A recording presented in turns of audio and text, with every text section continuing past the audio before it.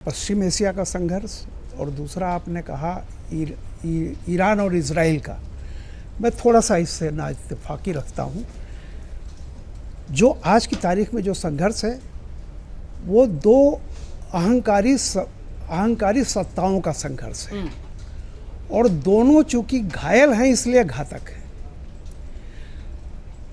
आप यूँ समझिए, एक सत्ता को ये गुमान है कि उसके पास विश्व में सारे तकनीक में वो आगे है, धन में आगे है और बल में आगे है, चूँकि उसके पास 500 परमाणु बम हैं, तो वो मानता है कि ये एक ध्रुवीय दुनिया है और हम राज करेंगे।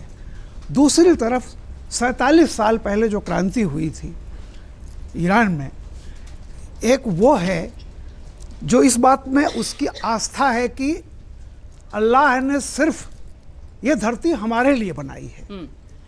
जो जन्म से मुसलमान नहीं है, इस्लाम का फॉलोअर नहीं है, वो या तो कर्म से फॉलोअर हो जाए, नहीं तो उसे वो काफिर है, खत्म कर दे, उसे रहने की कोई वो नहीं है।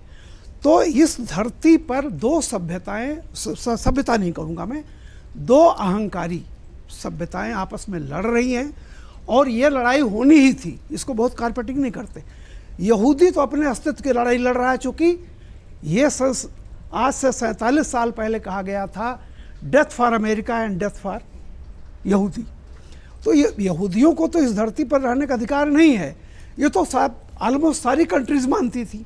अब कोई कंट्री इस समय नहीं मानती है, जैसे कि अरब में एक ईरान को छोड़ करके बाकी सब अब मुनाफा की तरफ जा रहे हैं। बैंकिंग सर्विस अपना ली, जहाँ कर्जा लेना गुनाह होता था वहाँ सब बड़े बड़े बैंक काम कर रहे हैं। कुल मिला के उन लोगों ने ये सीख लिया कि लिव एंड लेट लिव। अब ये संभव नहीं है कि आप सबको ख़त्म करके हम ही इस धरती पर राज करेंगे। उन्होंने सीख लिया, लेकिन एक ईरान है जो नहीं सीख पाया। तो मैं ये कहता हूँ कि अभी ये दो घातकों की लड़ाई है, दो अहंकारियों की लड़ाई है। इस लड़ाई में कौन जीतेगा कौन हारेगा ये बड़ा आसान कुछ भी नहीं है। आप देखिए, सारे पत्रकार इजराइल में बैठे हैं और ऐसा लग रहा है जैसे कि रोज इजराइल खत्म हो रहा है, जबकि इजराइल में मरे 100 लोग भी नहीं हैं। और जैसे लग रहा है ईरान में कुछ हो ही नहीं रहा है। कोई एक पत्रकार का नाम बता दीजिए जो ईरान में बैठा हो और दिखा रहा हो। इतने गोला बारूद वहाँ गिर रहे हैं, ईरान में कुछ हो ही नहीं रहा है। तो ये जो अब आजकल के सोकाल की मीडिया है, ये हाँ नहीं वो सुन लीजिए, जिस भी चैनल को खोलिए, भाग गया ट्रम्प, हार गया ट्रम्प, फलाना हो गया। इतना आसान नहीं होता है। जरा ईरान का भी वो चेहरा सामने आने दीजिए। कौन किसका साथ है, कौन कितना गया है, किसने कितना गंवाया है, क्या पाया है, अभी कुछ नहीं। और मैं मानता हूँ कि इसका फैसला हो जाना चाहिए।